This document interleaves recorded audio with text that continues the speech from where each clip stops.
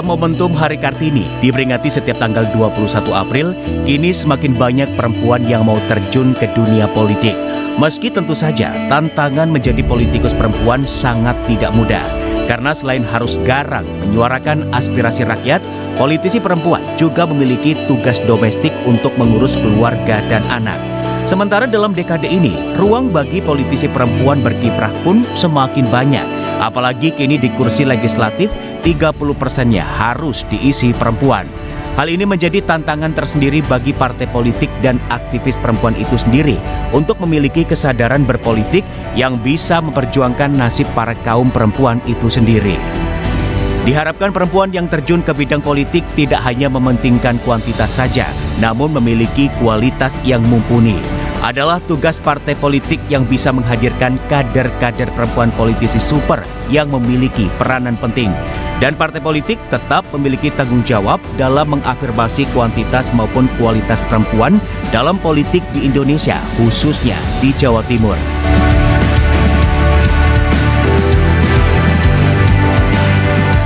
Satu kebanggaan pemirsa Jatim Gaspol pada malam hari ini tentunya sambil menemani Anda berbuka puasa bersama dengan keluarga. Selalu berbuka puasa untuk yang menjalankan ibadah puasa. Dan 3 sosok wanita, 3 sosok perempuan yang tadi sudah dihadirkan melalui profil dalam sebuah video. Ini akan menjadi perbincangan kita selama 1 jam ke depan. Sosok-sosok perempuan yang luar biasa yang berkecimpung dalam dunia politik. Dan tentu saja kami hadirkan ini dalam momentum dari Hari Kartini. Pemirsa, politisi perempuan itu wanita super, betulkah? Super berat, super hebat, atau super woman, atau super apa nih? Kita nanti akan ngobrol, sharing dengan para tokoh-tokoh perempuan yang luar biasa. Saya perkenalkan terlebih dahulu, di samping sebelah kanan saya ada Bu Reni Astuti, anggota fraksi PKS DPRD Kota Surabaya, sekaligus Wakil Ketua DPRD Kota Surabaya. Bu Reni, selamat malam. Selamat malam, Mbak. Terima kasih sudah hadir. Nah, Bu Reni ini pemirsa, mungkin Anda juga banyak yang sudah mengetahui, di samping jabatan yang beliau sandang tadi, beliau juga sebagai tokoh wanita pelopor di bidang politik diberikan penghargaan oleh Pemprov Jatim tahun 2021. Sejak awal menjabat anggota DPRD Kota, mulai tahun 2009 beliau selalu mengecek belusukan ke sudut-sudut kota, mendengar aspirasi, terjun langsung, bahkan juga berupaya mencarikan solusi langsung atas permasalahan yang dihadapi warga.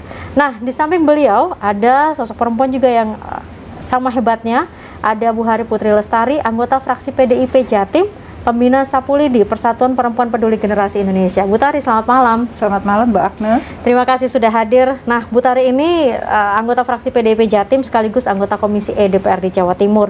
Sekaligus juga sebagai ketua pembina Sapulidi, aktivis perempuan yang dari sejak dulu, bahkan sebelum menjabat sebagai anggota dewan, dikenal sebagai sosok yang terus memperjuangkan hak buruh lokal maupun buruh migran. Bergabung juga dalam wadah jaringan masyarakat peduli buruh migran dan mengusung adanya UU TKLN, mendorong munculnya BPJS Kesehatan dan Ketenagakerjaan bagi para buruh. Nah, satu lagi sosok narasumber yang luar biasa, ada Bu Hikmah Bafaki, anggota fraksi PKB Jatim, Ketua DPC Perempuan Bangsa Jawa Timur. Bu Hikmah, selamat malam. Selamat malam. Terima kasih. Waalaikumsalam warahmatullahi wabarakatuh. Terima kasih sudah hadir. Saat ini Bu Hikmah juga menjabat sebagai anggota Komisi E DPRD Jawa Timur, juga sebagai anggota fraksi PKB Jawa Timur, dan menjadi Ketua DPC Perempuan Bangsa Jatim. Dikenal sebagai pegiat isu perlindungan perempuan dan anak, pegiat isu HIV, AIDS, dan juga isu komunikasi antar agama dan antar iman. Ini boleh dikatakan profil yang saya sampaikan ini memang benar-benar super untuk ketiga sosok perempuan. Terima kasih untuk ketiga sosok perempuan yang luar biasa. Jadi langsung saja kita mulai dari mungkin Bu Reni. Bu Reni berkecimpung dalam dunia politisi itu seringkali dianggap berat bagi sejumlah kaum perempuan. Tapi bagaimana Bu Reni selama ini bahkan terus bisa bersemangat, terus bisa berupaya hadir untuk warga dan masyarakat? Iya, jadi terima kasih Mbak Agnes. Jadi bicara tentang politisi perempuan ya, kalau dibilang berat atau tidak, saya kira memang sejauh mana kita punya komitmen di sini ya untuk menjalankannya sebagai sebuah bentuk tanggung jawab gitu. Kalau kita mengukur ukuran waktu, kemudian tenaga, kemudian pikiran gitu ya, itu mungkin ada yang menganggapnya itu berat. Tetapi ketika kita memandangnya sebagai sebuah pengabdian ya, sebagai pengabdian, kemudian yang paling terasa kemudian hal yang tampaknya berat itu menjadi ringan adalah ketika kemudian kita berhasil bisa mampu untuk kemudian membersamai masyarakat, membersamai rakyat, hadir di dalam persoalan-persoalan mereka, kemudian memberikan kemanfaatan gitu ya. Itu secara manusiawi saya kira siapapun ya, apakah itu politisi ataukah itu mungkin bukan politisi, ketika dia bisa memberikan kemanfaatan dan masyarakat yang mengatakan itu bahwa kehadiran kita itu dirasakan betul manfaatnya oleh mereka, maka sesuatu yang tampaknya berat itu kemudian terasa menjadi suatu hal yang hilang gitu ya, lelahnya, capeknya, beratnya ya, seperti itu. Nah, kalau Bu Reni ini lebih fokus di pendidikan sama kesehatan serta lapangan kerja ya? Pendidikan, kemudian kesehatan sama sosial ya, kesejahteraan rakyat memang saya selama ini punya konsen di sana, sehingga kemudian ketika ada persoalan-persoalan masyarakat yang menyampaikan persoalannya di situ, maka sesuai dengan kewenangan yang saya miliki, sesuai dengan tupoksi yang melekat pada diri saya, sesuai dengan kemampuan yang bisa saya lakukan, maka semaksimal mungkin saya akan lakukan, baik itu secara langsung, secara taktis ya, maupun secara strategis kebijakan. Kalau memang itu kemudian solusinya adalah solusi kebijakan melalui peraturan daerah atau mungkin melalui keputusan-keputusan yang harus diambil oleh wali kota, maka saya akan mendorong secara penuh bahwa itu harus dilakukan agar kemudian masyarakat terbantu, tersolusi atas persoalan-persoalan yang ada. Baik, ada banyak terobosan yang juga dilakukan oleh Bu Reni, nanti kita bahas, tapi saya ke Bu Tari juga. Bu Tari, ini kalau Bu Reni tadi pendidikan, kesejahteraan begitu ya, kalau Bu Tari lebih fokus ke teman-teman migran, teman-teman buruh, dan juga dari sisi BPJS juga. Apa yang kemudian mendorong Bu Tari untuk lebih fokus di sisi tersebut? Karena itu tidak mudah, setiap tahun selalu aja ada tuntutan. Ya, masalah ketenaga kerjaan ini kan juga pokok utama dari masalah kesejahteraan. Jadi saya lihat masalah tenaga kerja ini masih banyak persoalan di Indonesia. Jadi baik itu masalah SDM-nya, kemudian jaminan sosialnya, kemudian dari hak-hak yang diatur oleh undang-undang ini juga banyak yang belum intinya belum implementasi dari peraturan ketenaga kerjaan ini, banyak pelanggaran-pelanggaran. Jadi itu yang membuat saya konsen terhadap terutama juga pekerja migran, masalah PMI atau TKI atau PMI, pekerja migran. Ini kan mayoritas banyak perempuan. Dan pekerja migran itu kan berangkat dari awal siapa sih yang kepingin jadi jauh dari keluarga, dari anak, dari suami atau dari istri. Ketika lowongan pekerjaan di Indonesia atau di Jawa Timur, di kota, di daerahnya ini tidak bisa memberi kesempatan kepada mereka, dia harus rela berjauhan dengan keluarga untuk menjadi pekerja migran. Dan pekerja migran rata-rata kan mayoritas banyak perempuan, dan mayoritas juga di sektor domestik atau pekerja rumahan, di rumah ya, rumah tinggal, sebagai asisten rumah tangga maupun merawat lansia. Dan mereka banyak juga hak-hak mereka yang terlanggarkan. Nah, itu yang menjadi perhatian saya dalam sejak tahun 2009 untuk terkait dengan pekerja migran. Dan memang persoalan ini juga seperti persoalan yang terus bergulir setiap tahun ya, begitu ya, ada tambahan-tambahan ya, kalau baru. Saya mengibaratkan masalah pekerja migran itu seperti kanker stadium 4. Jadi semua persoalan ada lah ya, terkait dengan regulasinya, kemudian anggarannya keberpihakan pada pekerja migran, kemudian sumber daya manusia, peningkatan sumber daya manusia, kemudian juga dari lingkungan, kesempatan kerja di dalam. Jadi menurut saya ya harus serius lah dalam menangani, semua stakeholder harus memperhatikan masalah pekerja migran. Harus serius dengan komitmen ya. Nah, sharing juga mungkin dengan waktu yang mungkin sebelum nanti kita jeda pariwara, saya ke Bu Hikmah juga. Ini tandemnya juga Bu Tari ya kalau di DPRD Jatim ya, sama-sama di Komisi E. Kalau Bu Hikmah ini kan lebih fokus juga di pegiat isu perlindungan perempuan dan anak.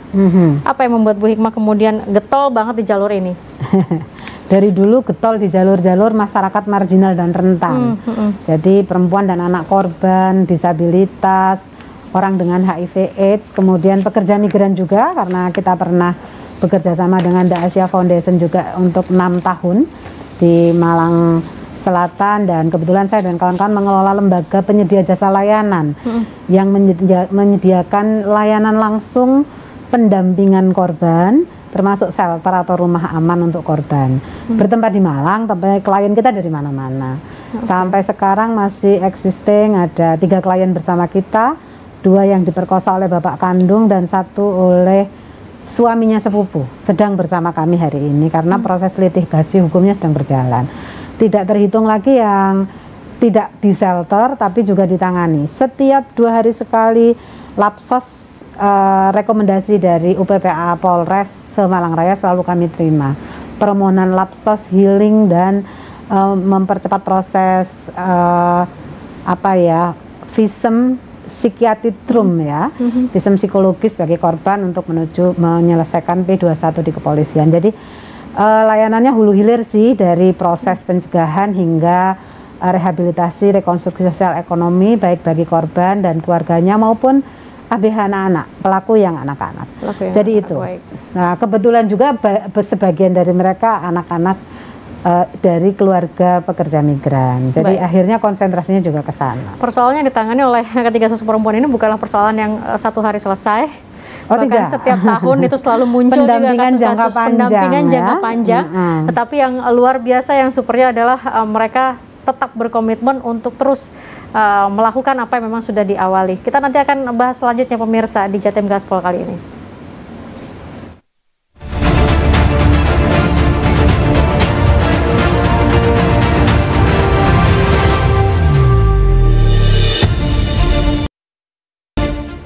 Bersama dengan Jatim Gaspol pemirsa pada malam hari ini, kita tahu di kursi legislatif ini kan sekarang 30% suara perempuan, dan secara kualitas kuantitas seperti apa sih tantangan bagi para politisi perempuan ini dalam dunia politik baik di provinsi atau mungkin Bu Reni di kota di Surabaya. Mungkin saya awali dengan Bu Tari dulu. Apa tantangan politisi perempuan saat ini?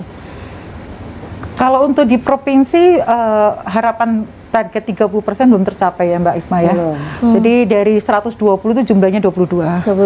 Dan dari 22 itu perempuan tersebar di komisi A, B, C, D, E. Tentu tantangannya pasti berbeda. Ketika komisi A terkait dengan masalah hukum dan pemerintahan. Kemudian B itu terkait dengan perekonomian dan lain-lain. Kan kami yang di komisi E itu yang memang harus konsen terhadap masalah perempuan dan anak ya, ataupun kesrah. Cuma dari 22 itu ya masih perlu ditingkatkan pro gendernya itu.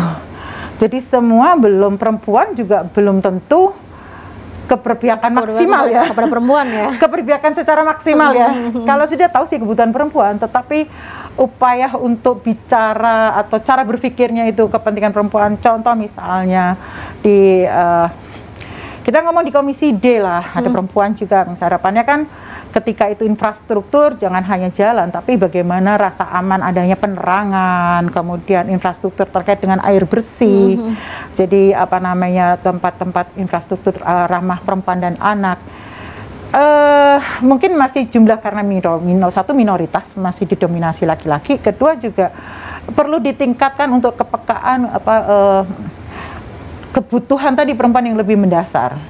Jadi mungkin lengah ya, atau juga harus diingatkan lagi bahwa terkait dengan masalah perekonomian. Kalau kami di komisi E ya memang karena fokusnya adalah terkait dengan salah satunya OPD itu adalah pemberdayaan perempuan dan anak ya, kita secara ini bisa maksimal. Tapi harapannya kan perempuan-perempuan yang di komisi-komisi yang lain itu juga jangan lengah begitu.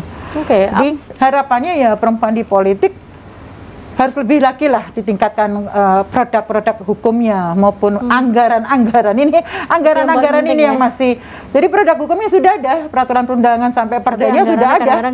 Anggaran-anggaran ini yang harus lebih dikawal dan lebih konsen terhadap kebutuhan yang tadi terkait dengan penunjang atau pendukung tentang pemberdayaan perempuan dan pelindungan anak. Tapi itu senada dengan apa yang disampaikan Bu Tari, Bu Hikmah. Memang susah ya ketika perempuan harus bersuara dalam dunia politik. Artinya persoalan gender ini masih menjadi masalah kalau suara perempuan mungkin tidak terlalu dengar dibandingkan keputusan-keputusan yang dibuat oleh politisi pria. Kebetulan di partai saya tidak begitu. Karena dari 22 itu 11-nya dari saya. 11-nya baik. Lumayan banyak perempuannya. Ada sumbangannya banyak ya. Begini. Mengapa masih perlu tindakan afirmasi 30% di tahap pencalonan, Mbak Agnes? Jangan salah. Kalau harus 30% sudah jadi alek itu kita seneng banget ya Bu Reni, Mbak Tari. Di tahap pencalonan harus ada 30% kuota untuk perempuan. Mengapa proses atau tindakan afirmasi ini masih dibutuhkan? Karena senyatanya secara faktual kita perempuan itu masih menghadapi dua problem mendasar utama. Yang satu adalah soal equality, kesetaraan, yang kedua soal empowering atau pemberdayaan. Dari zaman presiden sebelum-sebelumnya hingga sekarang, soal equality dan empowering itu di Jawa Timur untuk 20 juta, 37 ya, warga perempuan masih menjadi tema-tema krusial di hampir semua lini kehidupan. Pengupahan yang tidak sama, akses atas pendidikan semakin tinggi semakin sedikit perempuan yang ada. Mungkin di pendidikan dasar masih imbang, tapi semakin ke S1, S2 semakin sedikit perempuan. IDG kita masih di bawah rata-rata nasional 72,3 karena salah satunya adalah indikatornya pemimpin perempuan masih jauh di bawah yang diharapkan gitu. Karena salah satu variabel IDG itu adalah perempuan yang ada di ranah kebijakan. Sekalipun sudah di-push di afirmasi 30% di pencalonan, ternyata tidak cukup membangkitkan gairah dan kepercayaan diri perempuan-perempuan well educated untuk berani mencalonkan diri, berani terjun ke dunia politik. Apa yang menjadi penyebab? Karena kalau melihat Bu Hikmah, Bu Tari sama Bu Reni kayaknya kalau itu kayaknya kita passionnya tiga orang ini pas ya, passionnya di politik. Mungkin karena keluar dari zona aman dan nyaman. Ya itu satu. Yang kedua, anggapan keliru bahwa politik itu maskulin gitu ya. Tidak seperti itu juga kan. Bagaimana kita menstrategikan komunikasi politik saja agar kemudian tidak diterjemahkan politik itu kotor dan maskulin gitu. Saya pikir sisi-sisi feminitas kita itu malah bisa menjadi kunci keberhasilan dalam membangun komunikasi politik yang humble, yang penuh dengan saling trust, ya, keterbukaan dan impersonal. Kita perempuan punya kelebihan di situ, menyentuh dengan hati. Perempuan punya kelebihan di situ. Bu Reni termasuk salah satu perempuan yang juga vokal sebenarnya dalam kiprahnya di anggota dewan begitu. Boleh sharing, ini gimana berarti supaya bisa didengar bahkan oleh, kalau wali kota yang sekarang kan pria begitu ya, memang di gubernur kita ada perempuan gubernurnya kan, wali kota kita dulu juga perempuan begitu. Ini gimana Bu Reni? Jadi yang pertama mungkin secara komposisi dulu ya, di DPRD Kota Surabaya kalau kita bicara 30%, Surabaya udah terpenuhi. Dari 50 kita ada 16, jadi lebih sedikit malahan gitu. Kemudian komposisi dari 4 ketua komisi, kan 4 ada komisi kan ada ABCD, itu 3-nya ketuanya itu adalah perempuan. Ya. Kemudian komposisi pimpinan dewan dari 4 unsur pimpinan dewan, 2 ini perempuan. Jadi sebenarnya kalau sisi kuantitas sudah terpenuhi. Nah, kemudian kita bicara kualitas. Kalau saya melihat secara kualitas ada progres yang semakin membaik ya, dari kehadiran politisi perempuan dari berbagai fraksi yang ada di DPRD Kota Surabaya untuk kemudian hadir bersuara memperjuangkan apa yang menjadi pengamatan, apa yang menjadi kebutuhan masyarakat untuk kemudian disampaikan di dalam rapat-rapat komisi atau mungkin juga di dalam pembahasan peraturan daerah. Nah, kemudian yang menjadi tantangan yang saya kira sebenarnya saat ini publik juga memberi kesempatan dan kepercayaan kepada perempuan. Sekarang tinggal bagaimana perempuan bisa mengambil peran ini dan bagaimana bisa memenuhi kepercayaan publik kepada kita. Nah, ketika kemudian kita bersuara, memperjuangkan, maka kekuatan gagasan, kekuatan data, kekuatan fakta itu adalah sesuatu yang niscaya harus dimiliki oleh politisi perempuan agar kemudian orang tidak lagi melihat siapa yang menyampaikan, tapi orang akan melihat apa yang disampaikan dan sekuat apa narasi yang dibawa dan sekuat apa kemudian fakta-fakta yang dimunculkan, kemudian semuanya akan menerima gitu ya, menerima bahwa oh iya ini memang gagasan ini penting, harus dilakukan, ini kebutuhan masyarakat. Kalau misalkan ini tidak dilakukan sebagaimana saran yang disampaikan oleh politisi perempuan, kita juga rugi nih. Jadi tidak hanya sekedar membawa sisi melankolis atau sisi perasaan saja ya dari kaum perempuan ya, tapi juga ada data. Sisi sensitivitas yang tadi disampaikan juga Mbak Hikmah sama Mbak Tari itu juga memang dimiliki oleh perempuan. Perempuan ini kan punya kepekaan lah yang bisa dikatakan memang dia untuk hal-hal yang tampaknya nggak penting, tapi sebenarnya itu penting gitu. Kayaknya itu suatu hal yang kecil gitu ya, tapi sebenarnya itu penting gitu loh. Itu perempuan punya memang kepekaan di sana yang saya kira di dalam dunia dunia politik itu memang sangat dibutuhkan untuk kondisi saat ini, apalagi kalau kita bicara tentang konstituen, jumlah penduduk ya. jumlah penduduk perempuan juga besar. Kalau kemudian kita bicara tentang indeks pembangunan manusia, itu peran perempuan sangat besar, bicara tentang ukuran kesehatan, kemudian pendidikan, kemudian pendapatan per kapita. Sekarang bicara pemberdayaan UMKM misalkan, perempuan banyak juga di sana. Bicara tentang kader kesehatan, bicara tentang bunda PAUD, perempuan juga banyak di sana. Mungkin kadang-kadang ada yang merasa takut untuk benar-benar mengambil peran. Jadi kadang-kadang masih ada di tengah-tengah gitu ya, Bu Reni, antara maju, mundur, apa di tengah-tengah. Nah, itu saya kira ini menjadi sebuah tantangan. Tapi sebenarnya kalau kita memiliki gagasan yang terus kita bangun dengan fakta-fakta yang ada, dengan peraturan perundangan yang ada, kemudian kita sinkronkan, kemudian kita sampaikan menjadi sebuah narasi perjuangan, saya kira insya Allah ya itu nanti akan bisa diterima oleh sesama politisi, ya, baik itu politisi perempuan maupun yang pria juga, politisi yang pria yang sebenarnya juga pria juga ada juga yang ramah sama perempuan juga. Kita jeda dulu. Banyak ya. Banyak. Kita nanti akan bahas lagi lebih lanjut, pemirsa, tetap bersama dengan kami di Jatim Gaspol.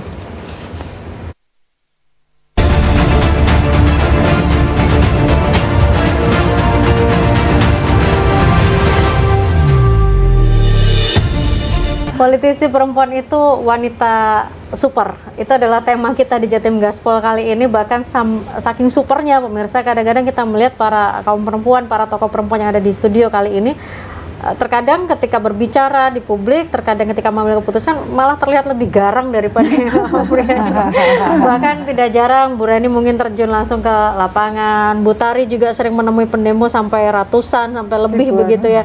Mungkin kita berpikir, loh kok Bu Tari yang harus menemui begitu ya, ini kemana karena yang tokoh buruh. Oh ya, Bu Hikmah pun juga demikian. Tapi apa kuncinya? Apakah memang ketika kita berbicara politisi perempuan, persoalan gender tuh bagi Bu Hikmah, Bu Tari dan Bu Reni itu sebenarnya sudah hilang begitu, sehingga ya kita posisinya sebenarnya sama. Nah ini gimana kuncinya?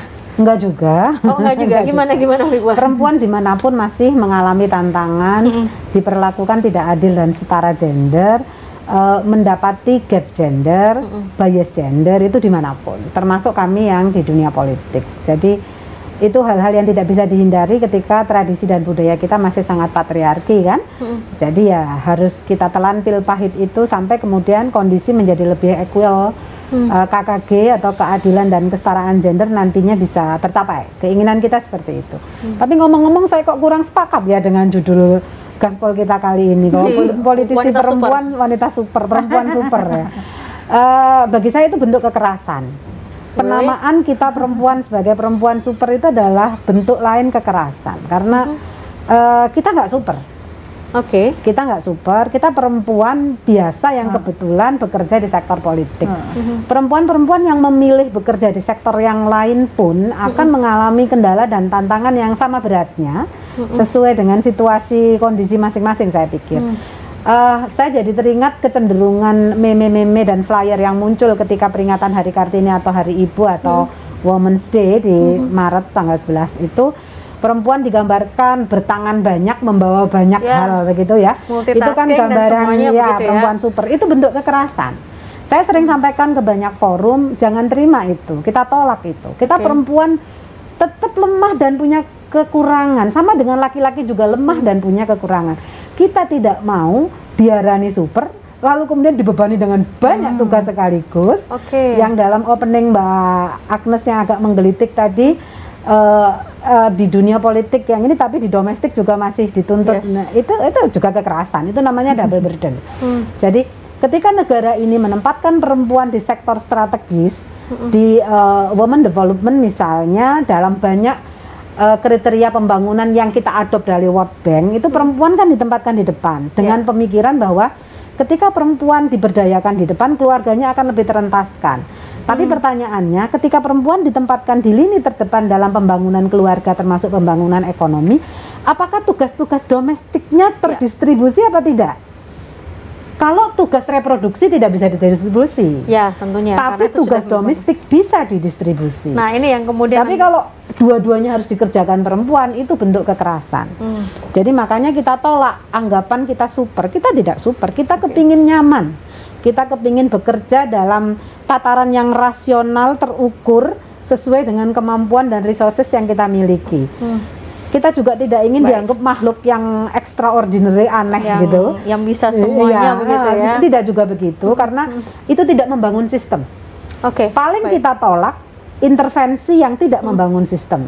Selesai hanya ketika Dewan turun. Tapi kalau Dewannya nggak turun, nggak selesai. Itu kan tidak membangun sistem namanya. Baik Bu Ima. Ini yang menarik adalah sebenarnya kita kaum perempuan juga pengen hidup nyaman begitu ya. Tapi tentu saja kayak Bu Hikmah, Bu Tari, Bu Reni juga memilih. Kalau mungkin orang boleh bilang itu loh, kan kalian yang memilih untuk jadi mengerjakan, jadi politisi. Artinya punya pekerjaan domestik, punya pekerjaan juga di luar domestik. Nah, kalau Bu Reni gimana? Iya, karena tanggung jawabnya berarti kan double kan, mau nggak mau akhirnya kita dicap sebagai multitasking, harus ngurus domestik, harus bisa ngurus di publiknya juga bisa.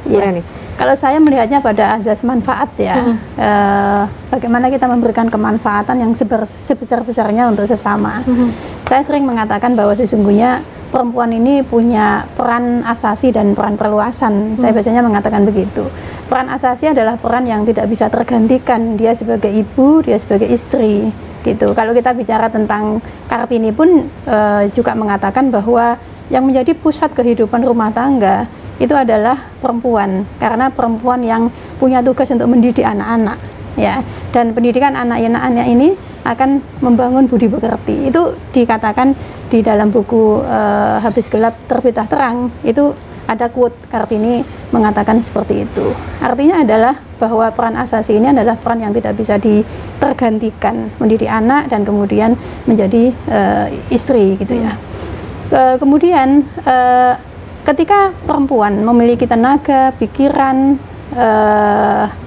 yang masih dibutuhkan oleh masyarakat di sekitarnya sesuai dengan profesi yang dimiliki, apakah dia sebagai ilmuwan, sebagai pengusaha, kemudian sebagai politisi atau mungkin sebagai apa saja profesi yang dimiliki, maka dia bisa beraktivitas, menjalankan peran perluasan. Dengan artinya peran, kita yang tahu sendiri ya, dengan peran perluasan itu yang tidak meninggalkan peran asasinya. Nah, ini kita melihatnya tidak pada sisi bahwa dia super ya, tapi pada sisi memang ini tanggung jawabnya dia gitu.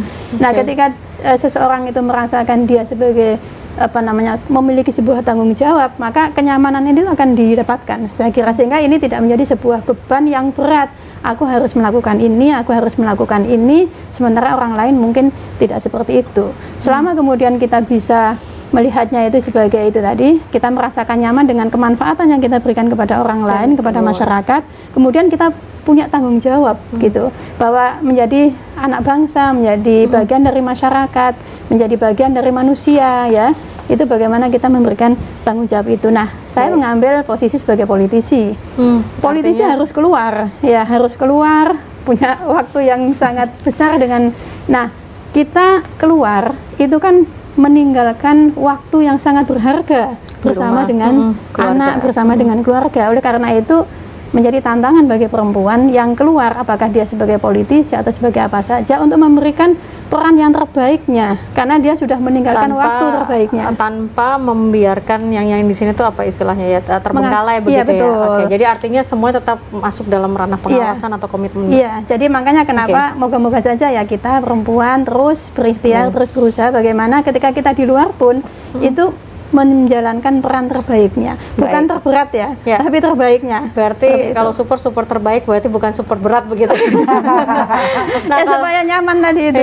Nah, kalau Bu Tari sendiri gimana? Saya ingat waktu beberapa kapan lalu tuh saya sharing sama Bu Tari bilang nggak apa-apa kalau mau cuti dari pekerjaan setahun karena mungkin hamil dan melahirkan begitu ya, 1 tahun. Bu Tari juga kayaknya dulu begitu, 1 tahun 3 tahun vakum dulu, setelah itu Bu Tari balik lagi, terjun lagi ke dalam dunia yang memang Bu Tari gelutin. Begitu ya Bu Tari? Sebagai perempuan ini kan harus bisa dalam hidup ya, dalam hidup saya rasa laki-laki sama perempuan hampir sama lah. Terutama perempuan, kapan dia mengutamakan untuk meningkatkan kualitas ya, untuk ketika waktu masih kuliah, kemudian kapan dia harus menikah, jadi harus sharing dengan suami, kemudian dengan anak berarti. Nah, kan yang paling situasi yang tahu kan yang perempuan itu sendiri. Dan di internal keluarga. Kapan dia harus memprioritaskan suami, kapan bisa memprioritaskan, kan ada masa-masa itu. Jadi kemudian kapan kita harus mendukung secara ekonomi, penguatan untuk ekonomi keluarga. Nah, Kapan ketika ada kewajiban-kewajiban menjalankan pekerjaan, apalagi sekarang misalnya ketika tadi pertanyaan saya pernah meninggalkan itu 3 tahun, itu karena saya sudah oh ini anak pertama saya, jadi ini pekerjaan anak saya waktu itu hiperaktif. Daripada masa golden age atau masa emas hilang begitu ya. Iya, jadi saya pikir sudah saya akan fokus ke anak dulu sambil mendorong suami untuk di pekerjaannya.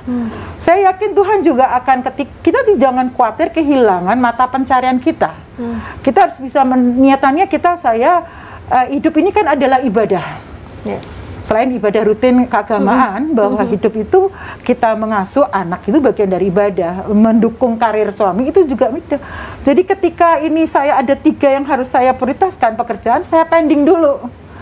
Toh saya harus mendukung karir suami dan anak, tumbuh kembang anak. Jadi saya harus merelakan 3 tahun untuk mengasuh anak meskipun ada asisten rumah tangga, tapi beda ketika seorang ibu. Makanya saya bilang seharusnya ibu yang murni ibu rumah tangga, anaknya harusnya lebih berkualitas. Karena dia kan powerful waktu, tenaga dan pikirannya. Nah, ini yang katakan di saat perempuan harus memilih pada waktu yang bersamaan, atau misalnya anak sakit. Ini karir ya kan? Ya kita harus pinter-pinternya lah untuk mengatur.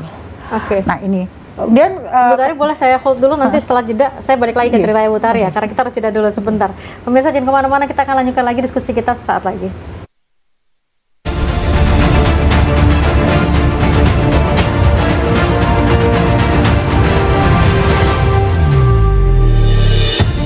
Jadi ketika jeda pemirsa, Bu Hikmah sempat nyeletuk bahwa pekerjaan menjadi ibu rumah tangga itu adalah pekerjaan yang paling berat.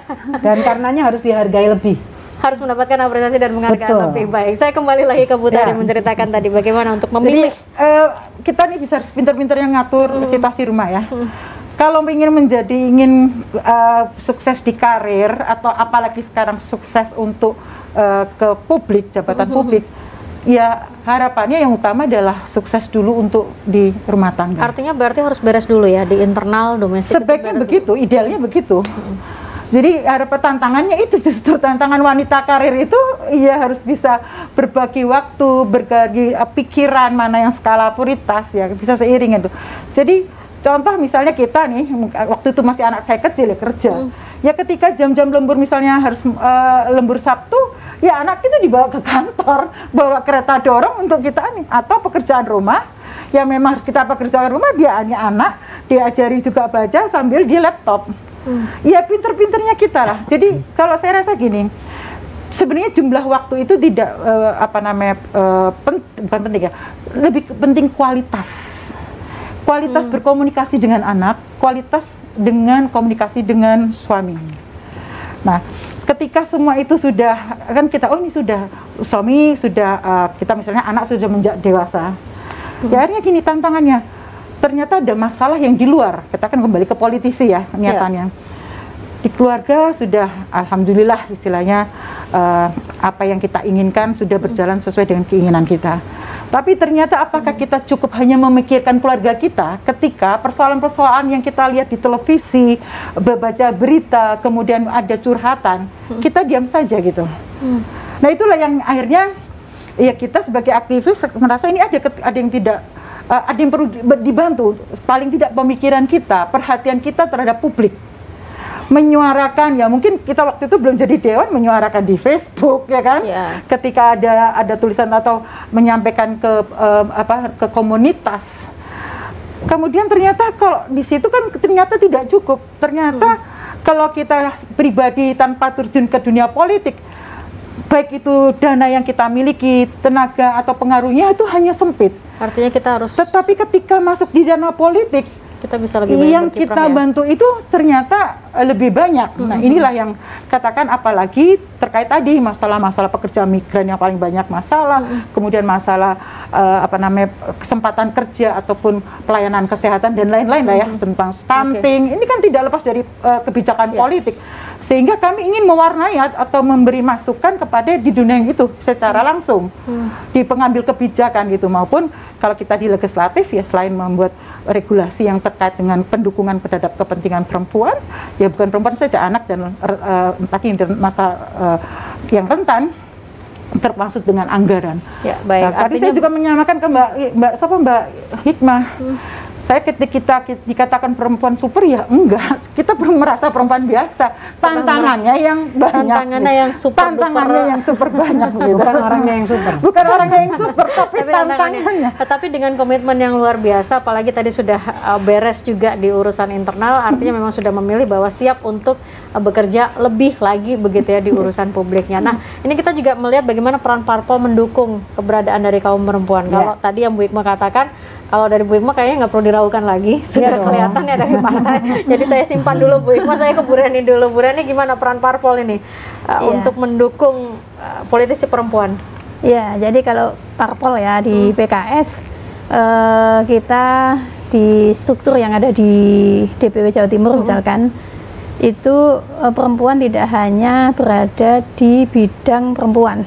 Ya, contohnya saya ini di DPW Jawa Timur itu sebagai Ketua Bidang Humas DPW Jatim. Kemudian ada juga Bu Lili ya, sebagai pengurus harian juga. Kemudian ketika pencalekan itu juga penempatan nomor itu di Surabaya pada waktu itu ada 5 dapil ya, 5 dapil yang perempuan di nomor 1 ya itu ada 2 ya, artinya dari 5 ada 2. Nah, artinya ada kan biasanya yang sama sekali nggak ada perempuannya di nomor 1, itu semuanya laki-laki semua gitu ya. Artinya di sini sebenarnya di PKS sendiri juga memberikan peran yang besar terhadap perempuan sesuai dengan bidang passion yang dimiliki atau yang yang dikuasai. Dia mau passionnya di mana, kemudian keahliannya di mana, kemudian itu maka akan ditempatkan di situ. Dan kemudian juga memberikan saran masukan ya. Kalau di PKS ini kan ada juga kegiatan-kegiatan keanggotaan partai gitu ya di berbagai forum tingkat, mulai di tingkat DPW, kemudian di DPD, sampai kemudian di kecamatan, sampai kemudian di kelurahan. Ada juga kita punya namanya Rumah Keluarga Indonesia, itu yang di sana perempuan punya peran yang sangat besar untuk bersama dengan masyarakat melakukan fungsi-fungsi pemberdayaan. Nah, siapapun sebenarnya diberi kesempatan untuk bisa berkarya, bisa beraktivitas, bisa berkontribusi di PKS ya, itu sangat terbuka. Bahkan dalam pencalekan juga di dalam kepengurusan seperti itu. Kalau dari Bu Hikmah, kalau dari peran perempuan Bangsa Jatim gimana? Di PKB, Partai Kebangkitan Bangsa, itu ada tradisi menguatkan peran-peran perempuan sejak di pusat hingga ke bawah ya. Jadi kayak saya nih di pengurus harian wakil ketuanya Gus Halim. Kemudian di luar itu saya juga ketua DPP Perempuan Bangsa, itu faksi perempuannya Jawa Timur gitu ya. Dan rata-rata perempuan yang di PKB adalah mereka yang dulunya adalah aktivis perempuan di Nahdlatul Ulama maupun di banyak NGO dengan banyak varian isu gitu. Kita misalnya untuk RUU PKS yang kemudian jadi RUU TPKS itu juga di depan urusan mulai dari pencanangan awal, berkomunikasi dengan koalisi masyarakat sipil sampai kemudian pengesahannya. Kita juga diminta oleh partai untuk bergerak efektif melakukan pendampingan kepada kelompok-kelompok perempuan. Salah satu kunci keberhasilan perempuan di politik adalah menduduki jabatan-jabatan strategis di partai politik. Tidak ada yang lain, itu memang salah satu kuncinya, karena untuk dapat nomor bagus, untuk dapat akses, untuk dapat akses sumber daya, untuk mendapatkan akses atas sumber daya strategis lainnya, itu ya harus berkiprah di partai politik di posisi-posisi strategis. Dan kemudian di partai kami juga ada tradisi di PKB itu ketika kita sudah jadi alek, kita juga diberikan kesempatan untuk memimpin. Wakil ketua di DPRD Provinsi Jawa Timur perempuan, saya wakil ketua Komisi E misalnya, dan wakil ketua fraksi pula kita 2 orang perempuan. Jadi kita menyadari bahwa perempuan ini entitas yang luar biasa untuk digerakkan dan memiliki kepedulian yang cukup tinggi untuk mengawal berbagai proses kebijakan. Karena ada kecenderungan kita kan membuat kebijakan tapi tidak relate, tidak bisa di-tracking ke anggaran.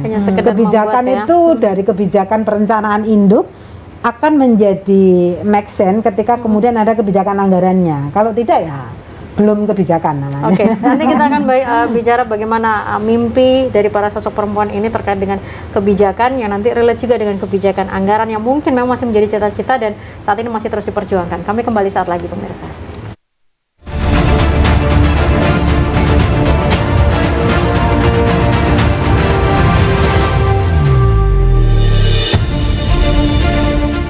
Ya pemirsa, kalau ngobrolin tentang bagaimana kemampuan dan komitmen dari kaum perempuan mungkin tidak akan ada habisnya, apalagi ini juga dalam momentum peringatan dari Hari Kartini, tapi waktu juga semakin terbatas. 8 menit yang saya punya tadi dari Bu Hikmah sudah, Bu Reni sudah. PDI Perjuangan bagaimana peran parpol?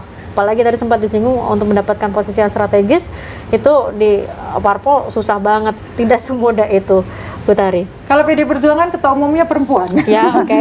Persisnya juga pernah perempuan. Sekarang ketua DPR RI perempuan. Perempuan juga. Dan beberapa di provinsi atau kabupaten banyak kepala daerah jadi dari perempuan. Jadi kalau di PDI Perjuangan kesempatan perempuan itu sama dengan laki-laki.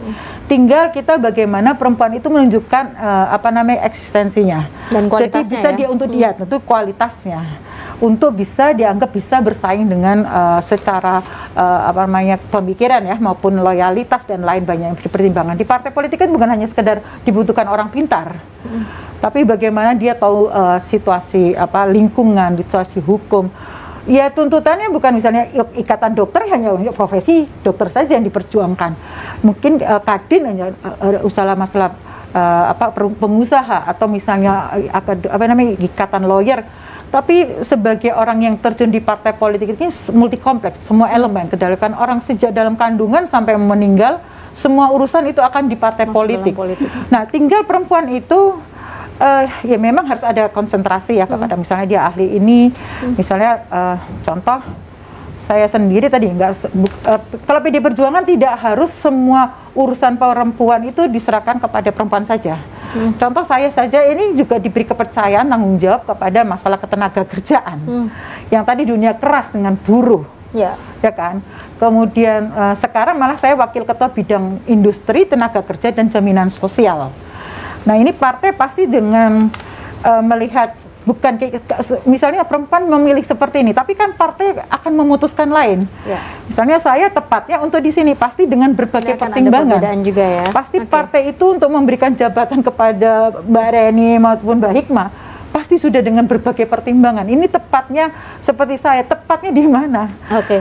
Nah, ini tantangan. Tinggal kita yang bisa membuktikan tantangan itu, kita bisa meyakinkan bahwa kita tidak mengecewakan partai politik maupun masyarakat yang sedang kita akan lakukan untuk kebaikan-kebaikan. Itu yang paling utama. Nah, dalam momentum Hari Kartini ini mungkin Bu Tari lebih dulu apa yang kemudian masih menjadi mimpinya Bu Tari yang bergerak di Jawa Timur, kemudian dengan rekan-rekan buruh yang masih saat ini masih terus diperjuangkan, Bu Tari?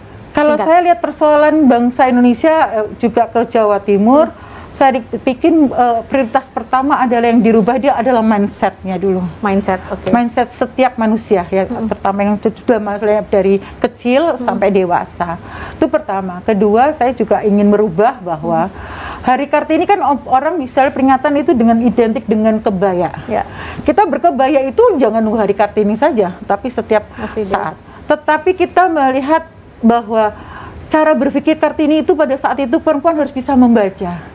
Kalau sekarang jangan ditanya perempuan harus bisa membaca, tapi yang kita lihat baca persoalan. Kita harus peka dengan mata, telinga kita itu bisa tahu. Jadi bukan baca itu kan ingin tahu. Bukan hanya tahu tentang kebutuhan anak dengan suami, tapi tahu juga tentang tetangga kita kanan kiri, lingkungan lebih luas, masyarakat, kemudian diantar. Jadi meskipun kita ada di Surabaya, kita juga harus tahu tentang kondisi di Papua. Istilahnya bacalah, lihatlah. Setelah kamu lihat, apa yang bisa kita perbuat untuk bangsa dan negara.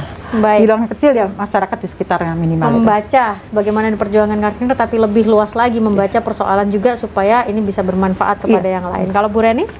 Secara singkat, monggo. Jadi Kartini bicara tentang pendidikan anak, Kartini bicara tentang peradaban bangsa, Kartini juga bicara tentang bagaimana perempuan memiliki peran yang yang besar ya. Oleh karena itu tentu sebagai politisi perempuan saya siap melanjutkan perjuangan apa yang dilakukan oleh Kartini seperti itu.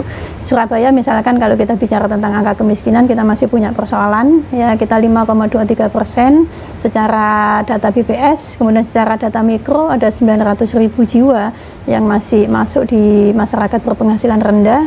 Kemudian bicara tentang kesejahteraan rakyat juga masih tingkat pengangguran terbuka juga masih ada. Bicara tentang pelayanan publik, ya ini semakin membaik, tapi peran perempuan di sini saya kira juga penting karena di Surabaya ini juga birokrat perempuan juga sangat banyak gitu ya, makanya kualitasnya juga. Kemudian bicara tentang pembangunan kota Surabaya, saya melihat pada sisi perencanaan pembangunan ini peran perempuan tampaknya masih perlu untuk kemudian ditingkatkan. Kegiatan musrenbang mayoritas masih banyak didominasi oleh bapak-bapak ya. Saya kira di sini perempuan harus memiliki kepercayaan diri untuk kemudian turut serta merencanakan pembangunan, karena secara fakta-fakta kegiatan di masyarakat sebenarnya perempuan juga sangat banyak. Kita bicara kader kesehatan perempuan banyak, Bunda Pau tadi saya sampaikan banyak, kemudian aktivitas-aktivitas kader lingkungan juga banyak perempuan, sehingga perempuan bisa siap pada sisi perencanaan pembangunan, kemudian juga pada sisi pelaksanaan pembangunan itu sendiri, baik itu pada level politisi, kemudian di birokrat, kemudian juga di level masyarakat. Termasuk juga nanti bagian dari pengawasannya juga, begitu ya Bu Reni ya. Baik, saya ke Bu Hikmah, monggo Bu Hikmah. Ya, 2 PR besar kita yang tadi tetap tema tentang equality dan empowering itu bisa dilihat dalam pengejawantahannya adalah pada aspek seberapa kemudian perempuan mampu mengakses sumber daya strategis. Munculnya adalah pada kuatnya akses mereka, kuatnya mereka di fungsi kontrol, kuatnya mereka menerima dan mengambil manfaat APKM, kemudian yang berikutnya bagaimana kemudian mereka berperan di berbagai lini. Itu dia. Kalau 4 hal ini dimiliki oleh perempuan secara setara, demikian juga oleh kelompok marginal dan rentan, maka keadilan akan tercapai. Nah, ini kan PR panjang. Kemudian faktualnya, indikatornya masih terlihat, misalnya IDG kita masih di bawah rata-rata nasional, stunting kita masih ada, angka kemiskinan kita masih sangat tinggi. Penerima BPJS Kesehatan dari warga miskin yang JKN saja 13.600.000 lebih gitu. Belum yang jenis-jenis lainnya. Artinya memang kita masih ngomong poverty, ngomong kemiskinan itu selalu dekat dengan perempuan.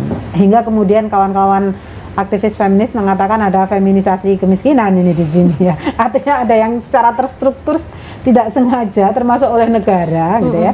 Perempuan bisa dimiskinkan. Nah, ini seperti kata Bu Reni tadi menyampaikan, maka mestinya dari sisi perencanaan pun kita juga bisa melakukan kontrol, melakukan peran, melakukan akses dan pengambilan manfaat hingga ke sisi evaluasinya. Nah, ada anggaran. Ya. Perencanaan induk sudah oke, anggaran ada, tapi ternyata desainnya tidak tepat sasaran. Jadinya misalnya, putus di situ ya. Karena tidak mendengar perempuan, karena tidak mendengar subjek sasaran pembangunan. Dipikir semua yang didesain oleh pemerintah itu pas dan pasti benar. Tidak bisa pembangunan hari ini harus mengedepankan, melihat dan menjadikan pengalaman real subjek pembangunan sebagai materi dasar. Karena itu nggak bisa copy paste. Kecenderungan copy paste harus dihilangkan. Persoalan ternyata dari hulu sampai hilir ini yang harus bisa sustain ya, harus bisa berkesinambungan. Tapi sekarang ada banyak peningkatan, alhamdulillah. Dan mudah-mudahan terus meningkat sampai mendapatkan jawaban terbaik. Ya, Bu Hikmah, terima kasih banyak. Bu Tari, terima kasih. Bu Reni, terima kasih. Sehat selalu. Dan pemirsa, sosok perempuan ini memang bukanlah sosok yang super ternyata, tapi hanyalah perempuan biasa yang berupaya untuk menjawab setiap tantangan-tantangan yang super berat. Tujuannya hanya satu, untuk bisa berkiprah memberikan manfaat sebanyak-banyaknya, baik untuk urusan domestik maupun juga untuk urusan publik. Karena persoalan untuk berkesinambungan, pembangunan yang berkesinambungan dari hulu sampai hilir inilah masih menjadi PR bersama. Mudah-mudahan kita semua bisa berkomitmen untuk mengawal mulai dari kebijakan, anggaran, sampai dengan implementasi ataupun evaluasinya. Saya Agnes pamit, selamat memperingati Hari Kartini semuanya. Selamat malam, sampai jumpa.